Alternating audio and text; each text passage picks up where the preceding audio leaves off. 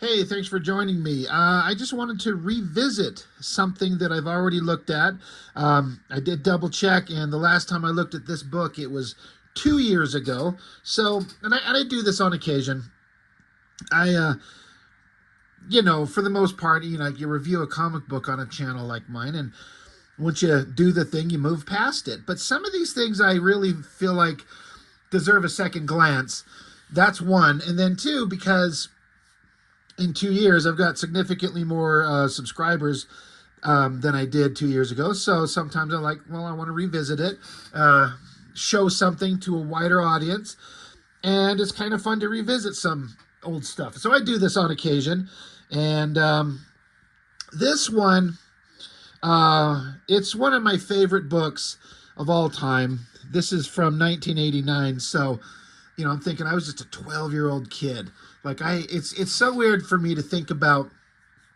I talk about things where these books meant so much to me. They were so fun and so interesting at the time, even in a way that I kind of didn't even realize until like years later when I started reflecting on these type of things and the kind of just the simple joy I was having as a kid, as a like I said, I was 12 years old at the time. Like I have an 11-year-old son, and I just kind of look at him, thinking about him, his age now, and when I was like the same age, reading comics and enjoying things like this.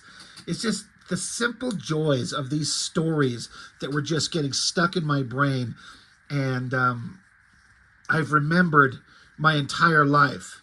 And it's one of those things you kind of think about as you get older in life.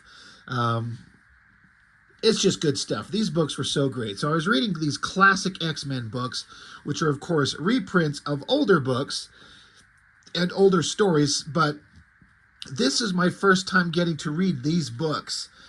Because I didn't get to read them when they were originally published, but it's kind of a fun idea that they had this idea to reprint X-Men comics as classic X-Men, because I was reading the regular X-Men title in real time alongside with this, and it was an interesting experience because I was reading where the X-Men were in the books currently, and then reading books with stories from them for what seemed to me be eons ago, because they're just the old stories. But I think back on it, it was like, this is maybe just 10 years prior, if that, which is not that long ago. But they were just such fun books, and it's so neat that they would reprint them. And so I may have missed the initial run, but I got to read them on a monthly basis, and I got to discover the Dark Phoenix saga issue by issue, not knowing where it was going really. But the thing is we're not here to look at the Dark Phoenix saga, the classic X-Men issue, although in our little journey to get where we're going, this story here called Briggs' Revenge with Jim Lee as penciler, we're absolutely going to just kind of just look at and admire the beautiful art from, of course, the perfect drawing team on the most perfect X-Men book ever made. John Byrne and Terry Austin, what a team. And I've talked often, all the time, how this old newsprint paper, the way the colors look on it, how everything's just reproduced. I mean, just looking at it, you can kind of tell a lot of the line work in the drawing is lost. It gets dropped in kind of the crappy reproduction method, but also the crappy reproduction method produces a very interesting look that's just this style that I just love so much. I love the way this stuff looks. And you can't go wrong with this era of X-Men. This is when the X-Men were perfect. This is when you had the best possible penciler inker team. And it's just everything about it is just fascinating. I love this stuff so much. Jean Grey establishing that permanent psychic bond with Cyclops. That was a big deal forever. I mean, they're remembering when it happened there, but yeah, all this stuff is just fantastic. But what I didn't know at the time, and it wasn't until quite some time later, in terms of who is who and what's what, is this backup story by Jim Lee, who in very short order, would become my favorite comic book artist ever for years. Like, he was just the best, and no one was better than him. No one could ever possibly beat him. And this was, I'm not sure.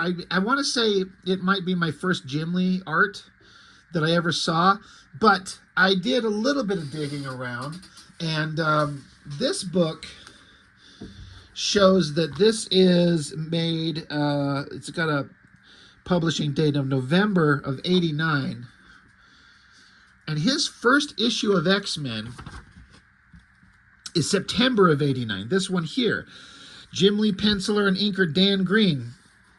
So I used to think for a minute that this was my first exposure to Jim Lee art, although I didn't know it at the time. I got to be a big Jim Lee fan as he was doing his Uncanny X-Men run, and then I would go back and read these old issues, and I would read these backup stories that they put in these classic X-Men books. I'm like, oh my God, that's Jim Lee. How did I miss that forever? I always thought the art was great. I just didn't pay attention.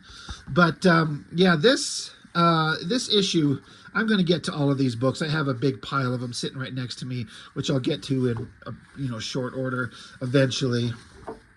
But I do remember reading this because I do remember when I was younger and I started drawing finally for the first time. Some of the earliest drawings I ever started to do was I reproduced this drawing here of Psylocke and that drawing there of her.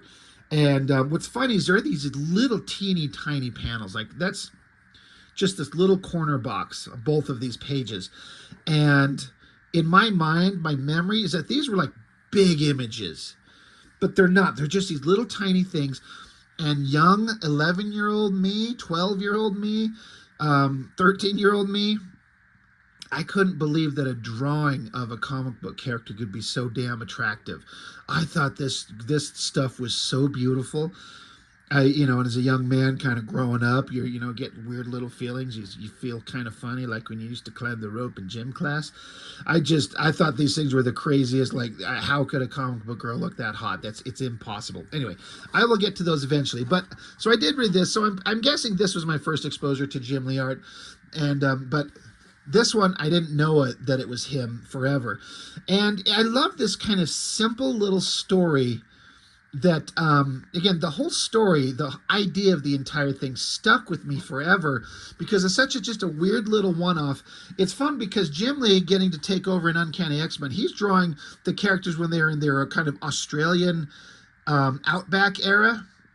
That's what's going on here. So the X-Men were, where the team was here is a far cry from where they were here in the classic X-Men era. But I think it's kind of fun that Jim Lee is drawing the modern team when the whole team is all kind of screwed up and scattered and separated and people are dead and weird things are going on. But then he does get to draw this story that is set right in the continuity of that perfect John Byrne era. It's just simply Storm is just, she couldn't resist, and she takes off flying because it's just such a beautiful day. She can't resist, zipping through the sky, lands in a back alleyway, and then fails to notice that some dude just in this back alleyway just happened to have been watching her, and then his eyes are crackling with like that Kirby crackle energy, and he's like, holy crap, she can fly. Maybe she's a mutant like me. Maybe she can help me. Oh, I hope she's nice. So you start out with some sympathy for this character, the way it sounds, right? Like, he's just looking for a connection with the mutant problem, which is a big deal. I'm trying to remember. Ann Nesenti wrote this.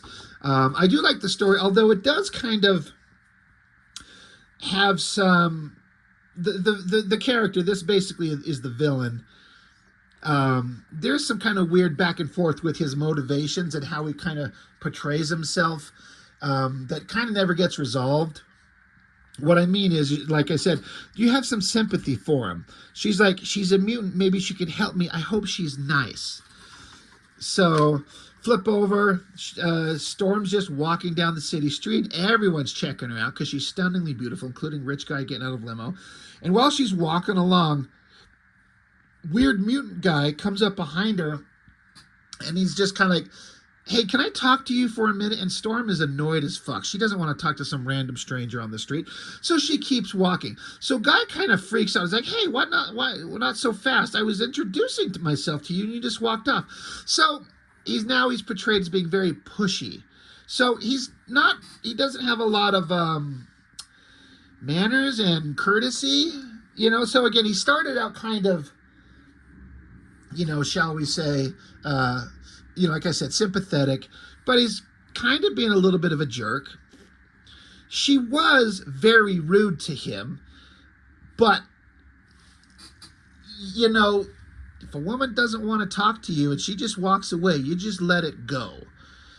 She is under no obligation to stop and have any kind of interaction with him. So, whatever. He stops her, and then rich guy in car slams the guy in the chest with his hand to the ground and says, hey, you're bothering the lady. And then he's charming and he's handsome and he looks like a Reed Richards Doctor Strange type. And she's kind of flirting with him. She's like, oh, what a handsome, gallant man you are. And Guy, who was trying to introduce himself to her, he's pissed off. And so you get this heavily shadowed shot. It's like she's flirting with him. Oh, you like the rich guy. You like it because he's handsome and good looking and he smiles. And I'm just too ugly and stupid, so you won't talk to me. He's like, no, this mutant lady wouldn't help me. She's just as prejudiced as the rest. So, this is the villain origin, sort of, right? Again, there's a little bit of an understanding why he thinks this way, but he's taking it way, way past the line. So he is a douchebag. But it seems like he was legitimately trying. So I'm talking a lot about the story, but a lot of it, I'm just into it for the art. If you don't have a really trained eye and familiar with Jim Lee's work, you may not identify this as Jim Lee work. This is that early era where he wasn't doing everything quite with the intention of like anchor images, although it's kind of there.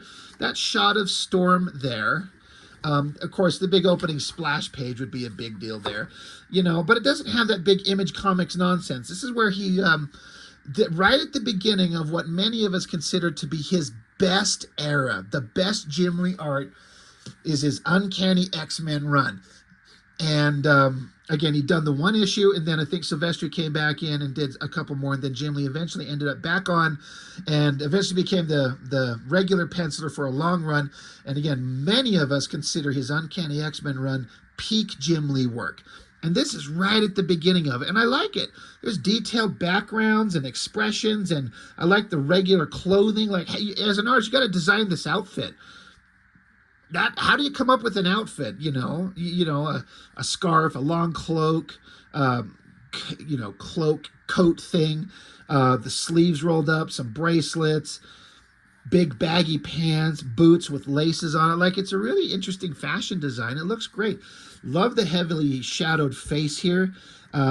This, when I think of what old Jim Lee art looks like, that's it. And it doesn't look like new Jim Lee art, current stuff. This looks like more referenced and kind of trying to do an art style. It's a little bit more realistic. And his stuff now, all his faces, Mr. Jim Lee, are kind of a little bit more of they kind of have a same face kind of thing going on. I don't know how to put it, but this older style of art from him, there's something about it I like a lot more. I shouldn't pass on mentioning the inks are Joe Rubinstein, classic, a long-time popular legend inker, teamed up with Jim Lee. I just think this stuff is looking awesome. But back to the story. Guy's pissed off. Storm just takes off. She's like, oh my gosh, what a nice guy for shooing away that vagrant bum. So, later, back at the X-Mansion, they're all in their costumes, in their uniforms, and Colossus is there trying to rip a tree out of the ground, and Wolverine's got a beer in his hand, and he's kind of chuckling. He's like, you're such a show-off. I bet you a case of beer. You can't rip that fucking tree out of the ground. And Colossus is like, sure, you got it. And Wolverine's like kind of laughing. I'm like, yeah, look at you straining and groaning. You can never do it. I can taste that cold beer right now. And boom, Colossus rips it out of the ground. I love this era of X-Men. I know I've just been saying that. I mean, they went through a lot of messed up stuff but like every dramatic kind of storyline of every major superhero team. I get it, but things were just so much more lighthearted. And they were a team, they were a family, they were friends. There was no crazy, insane future horrible storylines and betrayals, and I don't know. It's just I love these characters. Colossus, Storm, Wolverine. All you need in there also is Nightcrawler, and it's the four like new X-Men. You know, Banshee was in there, you know, to kind of like be the new fresh blood of the team. But just these characters, just something about the way that their kind of personalities interacted with each other. And they're just out having a good time. Like they're getting some practice in with their powers, which is a, you know, a very X-Men thing to do. But they're just having a fun time. And I like it when even Wolverine could just smile and have a good time. And I love this art of Colossus ripping that tree out of the ground. That is Jim Lee just rocking it. Kicks so much ass. Love it. So Colossus rips it out of the ground. So, of course, now Storm is going to use her powers, generate a windstorm to blow the tree up and, you know, soft land it off to the side. Like, there was no reason. Colossus just lifts it up. He could have just sat the fucking tree down. This panel is completely pointless, except to give Storm a reason to use her powers. But whatever, that's the point. So now Wolverine's like, well, all right. Let me make you another bet and win that case of beer back. And Colossus is like, I don't know. What do you got? And Wolverine's like, I say I can turn this log into firewood in 30 seconds. And Colossus is like, stacked? And Wolverine says, stacked. He's like, you're on, my friend. Again, love this shot of the characters. The Wolverine shot's kind of my least favorite. It's fine. But I like Colossus. Jim Lee draws a great Colossus. I love his Storm. He always draws the beautiful girls. And that simple shape of her outfit and just her figure. I've said this before. That Storm costume, like many of these early designs of costumes, there'll never be a better version. There's been some good ones, but that version of Storm's outfit, even though it kind of is silly with as much skin as she's showing, even though someone else pointed out to me once that, technically speaking, Colossus is showing just as much skin, but there's a little bit of, like, male fantasy kind of sexualization of the female characters and having a lot of skin showing. I'm kind of fine with it. Storm looks great, you know, but the costume design itself will never be improved upon on either her there or him there. I'm personally more of a fan of the brown and tan costume, but for Wolverine. But back to the story. They're gonna, you know, chop this up, which they're doing here. And douchebag guy from the city had followed him and is like, oh look at all the love and camaraderie. These guys you care about. That's the edge I need. So suddenly he's turned into supervillain. Got his Kirby Crackle energy on his hands. And so now Storm and Colossus are counting as Wolverine's chopping away at the log. For whatever reason, there's this like, God, I should know the design of this car just based off the radiator grill. I don't want to mispronounce, but some hyper super expensive car, I guess, that the X-Men have because, you know, they live in a mansion and they've got a lot of money at this point. But there's a car there is the point, which gives this bad guy something to vaporize. So he's got some kind of energy powers, blows it away. Love this exploding shot of the car getting blown up and the team jumping out of the way. Wolverine and Colossus look awesome. And then I like this shot of them all kind of together looking. And Wolverine's like, I thought I smelled something. And Storm's like, God, it's that guy who bothered me in the city. And Wolverine's like, oh, you know this guy, huh?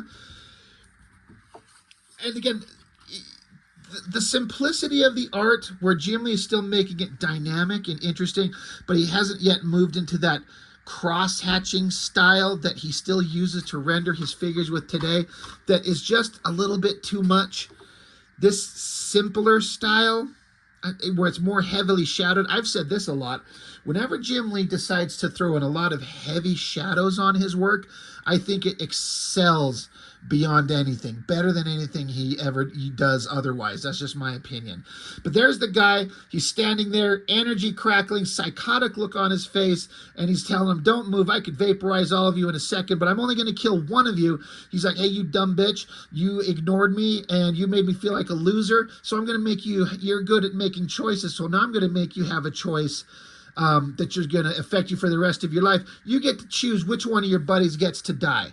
And so we get this close-up of Storm's eyes as she ponders, holy shit, how did I get stuck in this situation? His energy blast is crazy powerful. I don't think Colossus could survive a blast from that. I could throw a gust of wind at him, but it wouldn't do it quick enough. He could still get a shot off. Either way, I got to choose some. I have to say, I don't know that I had ever noticed before. Like following these panels, I got the big shot here and this little inset panel on the top here. But then there's this panel back here, and I've only ever really paid attention to her eyes in this panel.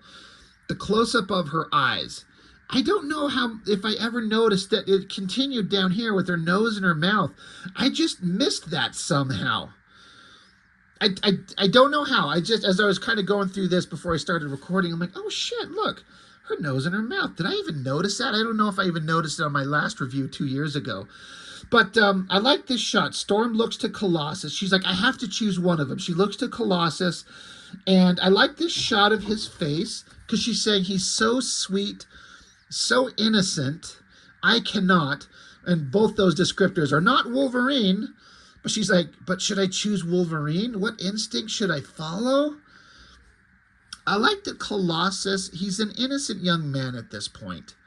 He looks kind of innocent there. Wolverine, he's all business. He knows exactly what the fuck has to happen. This is one of those reasons why I really like Wolverine. He's been my favorite character forever, at least in past iterations of him. They've kind of ruined the character these days. Again, another great shot, close-up of Storm's face with the heavy shadowing, kind of following the same drawing here with that looks like a zipatone used on one side of it, and then the coloring. The great coloring on this old newsprint. That shot looks amazing. Love it. But so Storm sits there and continues to ponder her thoughts. What do I do? She's like, this is dumb. Do I leave alive? Do I risk the life of someone, but I factor in who might be better for the X-Men in the long term? Who would be, which one of them would best understand, have less hurt feelings? Who is the better man? But then Storm's like, wait, no, this is dumb. I can't think like this. This is horrible. X-Men do not make these kind of choices. This sucks. So she just thinks logically. She's like, Wolverine's lighter, faster. There's a chance he could dive away and survive a blast. Maybe I'm issuing him a death sentence, but it's my only choice. And then it says through her text, her thought balloon here, that she's like, Wolverine's looking at me. He knows. Like, Wolverine's just trying to give like a, just do it, babe. Choose me. We'll handle it. I can get away. Because Wolverine's fast as fuck. If he sees it coming, he's going to be good. And this douchebag guy, he doesn't know anything. He's just a guy with power and no training. He's like, come on, lady, choose. And that shot of Wolverine, love it. The simple look on his face, the expression. And again, the not overly rendered and cross-hatched figure work on the face, love it. And one of my favorite drawings is this shot of the X-Men right there. This powerful shot of Wolverine standing there with his admittedly ridiculous pointy mask and pointy boots. This is a design element that would only, and I mean only, ever work in comics. This would not translate into movies. I mean, they had Wolverine's mask in the last Wolverine Deadpool movie. And it kind of worked, but it wasn't that exaggerated. That's the point. The exaggeration of it, especially the boot things. That being said, here in comics, that simple drawing of him, and then I love this drawing of Storm, where it's just the simple line work of her big, poofy white hair, and then her long cape flowing, and then Colossus standing there. I love that shot. It looks so cool. But Storm has to choose. She's like, I choose Wolverine. He's like, all right, you guys, you heard it. Fucking awesome. Let's do it. So he unloads his blast, and Wolverine, he gets hit. Some of his outfit gets vaporized off him. He tumbles back. So there's kind of your anchor image stuff. Like, it's starting to get in there. And you know what? I'm fine with that when it looks this good. So there's Wolverine tucked on the ground. I think I mentioned in my last review on this 2 years ago that for the longest time, I didn't notice that both of these panels were one continuous shot. They just put a little divider of a panel here.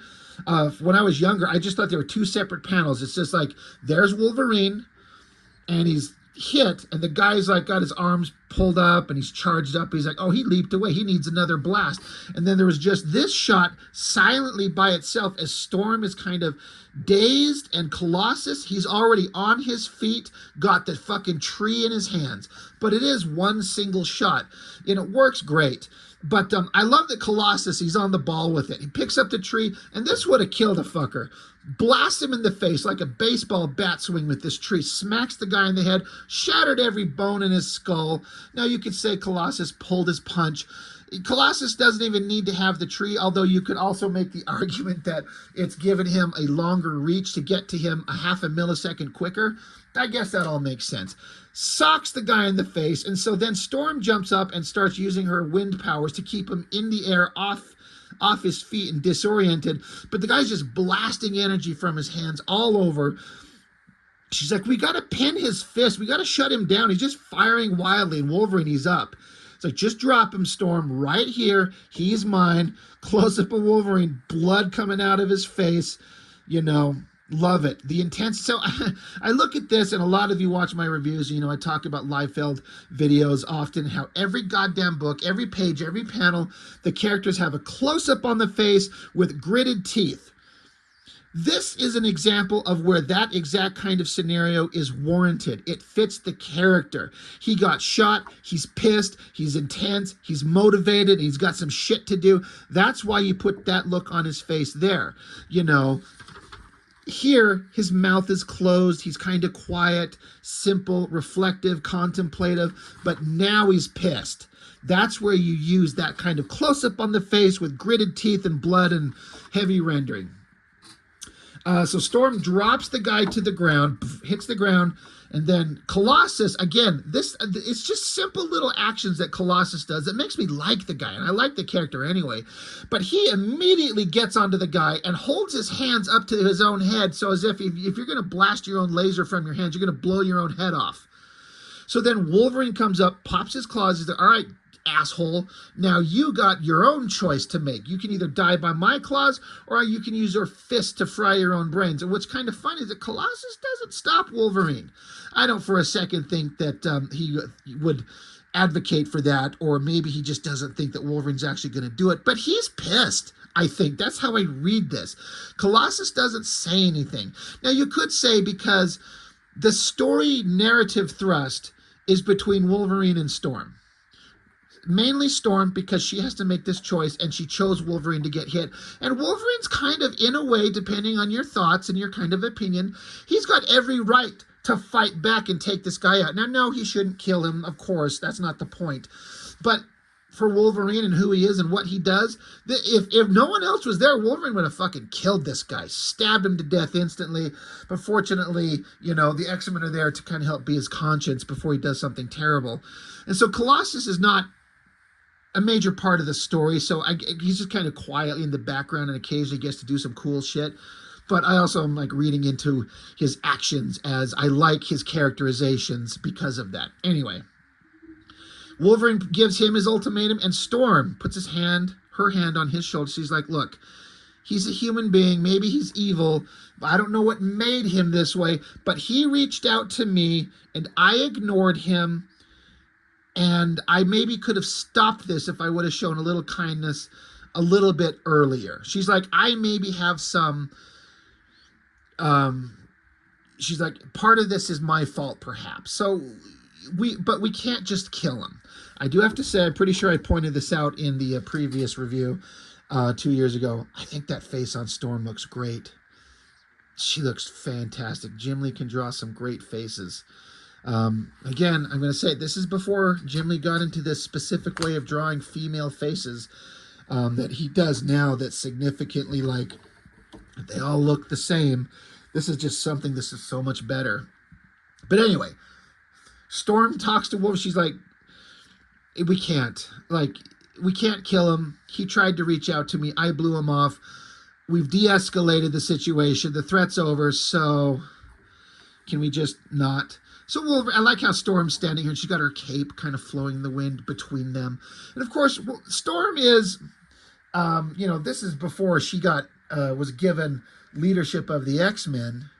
But she always had an authority to her, and I like that Wolverine respects it. He respects her. I also think he's got a good moral compass. It can get away from him a lot really easily. Again, if Storm wasn't there, this guy was a dead man. But he shuts it down. He's like, all right, he retracts his claws. He's like, good, just get him out of my face before I change my fucking mind. Like, he's pissed. So Colossus is going to drag off the guy. And so Storm stops Wolverine with a very worried look on her face. She's like, look, you know why I had to choose you, right? I had to choose one of you. And he's like, yeah, it's a good choice. But she's like, but Logan, are you sure? He's like, just forget it.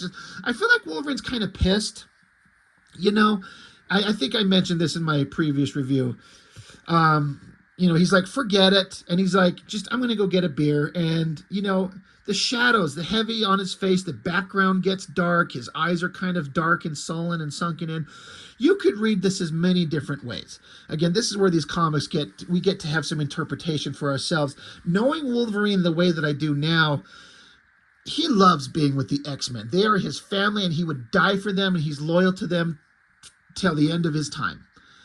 But he's suffered unbelievably in his past and in the future that's coming that he doesn't even know. The amount of suffering that Wolverine goes through and has been through, I kind of feel like he loves being with the X-Men. He loves being with these people. But no matter what, his life is going to be one of pain and hard decisions. And even his best friends have to kind of put him into that place. And he doesn't blame them, but he's like, this is just what my life is it's always going to be this way. I'm a short little scrapper with rapid healing. I'm going to be suffering forever. That's just one kind of quick idea of my kind of interpretation of the scene, which really digs into the character, which I really like a lot. It's just a simple little thing. Now, you might read this and get something else completely different out of it, and that's fine. Like, it doesn't matter. We all have our different kind of interpretations of it. Something that is definitely for sure is that how Storm feels terrible. Like that shot of her right there in the background with her head kind of in heavy shadows, and she's just looking down, and Colossus is asking her if she's okay. And then just last thought on this bad guy here. He's like, yeah, looks like I won. He just wanted to fuck up her day and fuck up her life, and he thinks that he did. And he kind of did. And that's the end of the story. It's just done. One and done. Like, I've always kind of wondered if anybody ever brought this character back. He's kind of a one-note guy, just kind of a psychotic guy with laser blasts from his hands. But I got to be honest, I've always wondered if this character ever came back up again, because this story stood out in my mind so prominently for so long. It just was one of those things that was always in the back of my mind. It was one of my favorite X-Men stories. Great art, great kind of characterization, and the more I look at it, it's just so simple. I love it. So I'm wondering whatever happened to this guy. Probably nothing. But just getting into who Wolverine is and why he is the way he is. Storm, you see the joy and light in her eyes, the pain and the sadness from the choices she made. Colossus being just kind of a badass. I don't know. I just love it. It's just a simple little story with some of the best Jim Lee art. Speaking of good art, I didn't know who drew this originally, but I kind of looked at my old video, and a lot of comments were telling me that's Sam Keith right there. And if you know it's Sam Keith, you look at it and you go, okay, I see it. Now I get it. And somebody said that this was the art that got him a job at Marvel, which I believe.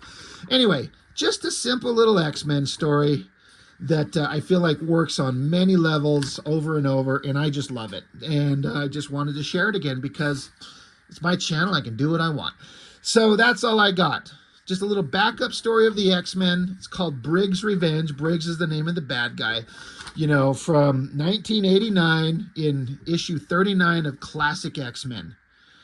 And again, the story with Wolverine that was going on in this beginning part of the issue when he takes on the Hellfire Club, it's like one of the best parts of the Dark Phoenix saga story. And then this Jim Lee backup story. This is one of my favorite comics ever, because both stories were great, and they never age poorly. It always stays awesome, and I love it. It never gets old. So anyway, that is all I've got for now. As always, thank you so much for watching and tuning into my channel and listening to my nonsense. I really, really appreciate it, guys.